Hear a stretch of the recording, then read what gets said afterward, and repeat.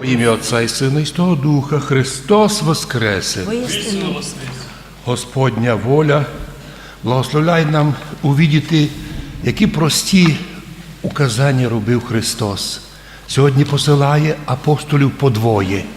Інтересно, не по одному, а по двох направляє проповідувати Слово Божє, аби мали один другому можливість допомагати. А от заповідав їм не запасатися на довгий час. Так і каже, жезл ж єдин беріть, не піра, огня не беріть, не хліба много, не припояси міди.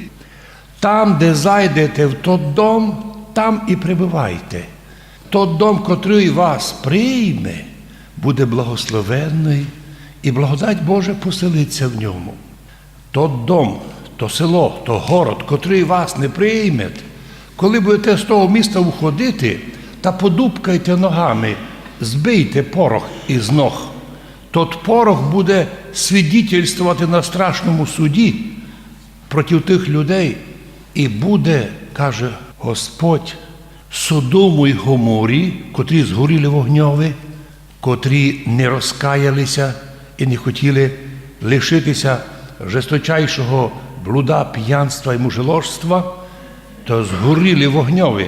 Но й тим, згорівшим вогньові у Содомі й Гоморі, буде легше, чим тим людям, котрі не приймуть апостолів Христа.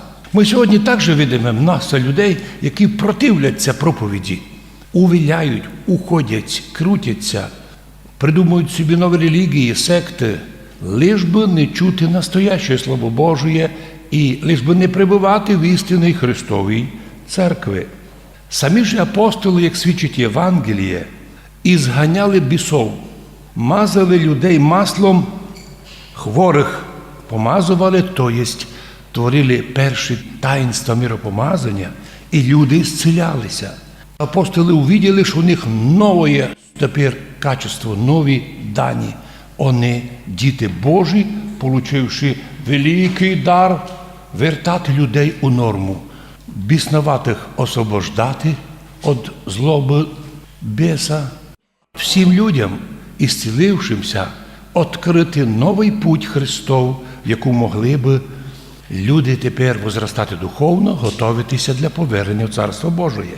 У Євангелії від Йоанна Господь додає, то, що я творю то, що я видів Отця Моєго.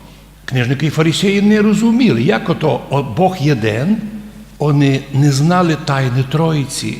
Там Господь відкриє приявлення ангелів у дуба Мамрійського Аврааму, потім явиться на Йордані, і потім явиться Свята Троїця на П'ятдесятницю.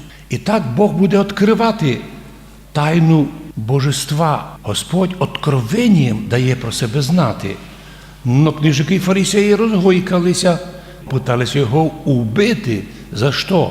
Що він назвав Отця Небесного своїм личним Отцом, да й творився равним Богу. Як це може? Тоді Господь Христос відповідає їм, не може син від себе нічого робити, якщо не видить то, що робить Отець. Тут елемент воспитання. Коли наші діти недобрі, значить ми щось пропустили. Значить, щось ми недобре робили, що діти наші увиділи, і по слову Христа, син, що видів на Отцові, то і сам такое робить. Но Отець Небесний любить Сина, любий Отець також любить Сина, все показує йому, учить Сина. І не чудуйтеся тому, каже Господь, бо як Отець воскрешає мертвих, в чому не сумнівалися книжники і фарисеї, і оживляє людей, так тепер і Син, Син Божий, кого хоче оживити. Отець тепер уже не судить нікому. Весь суд передає Синові. Син Божий становиться суддєю вселенної. І от для того, щоб на суді тому ми мали надію, то каже Євангеліє, Та тепер най всі почитають Сина, як уже почитають Отця. А от хто не почитає Сина, котрий зійшов з небес на землю, і люди його увиділи і могли його чути, то тот не почитає Сина, в тому непочитанню Сина Божого Христа, не почитає і Отця Небесного. В цих словах Господь сказав приговор книжникам і фарисеям. Вони не хотіли признати в Сині Божому Месію, хоча Він їм многократно казав: «Якщо ви сумніваєтеся в моїх словах, то подивіться на мої діла. Ті діла свідчать про те, що тільки Бог може вернути мертвого к житті, із глини зробити яблучка глазні перед людьми, прямо і сотворити очі. Лиш Бог може підняти четверодневно умершого Лазаря, глину вернути до життя. Лиш Бог може знати тайні сокровенні. Лиш Бог може взяти на себе таку місію, щоб Син Божий, узявши наше тіло, возніс наші гріхи на крест, щоб їх розп'яти.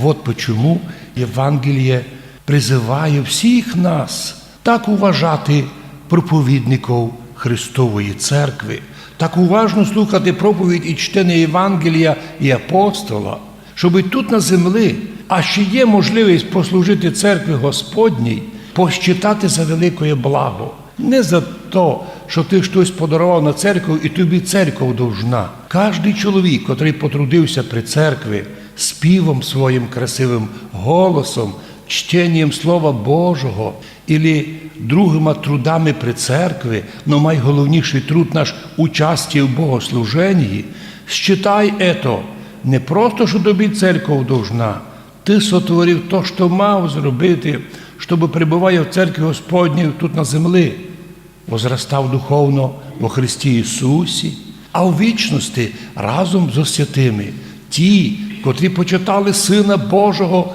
як Месію, з такими святими зможемо і ми, а ще будемо вірні наслідувати Царство Божє. Амінь.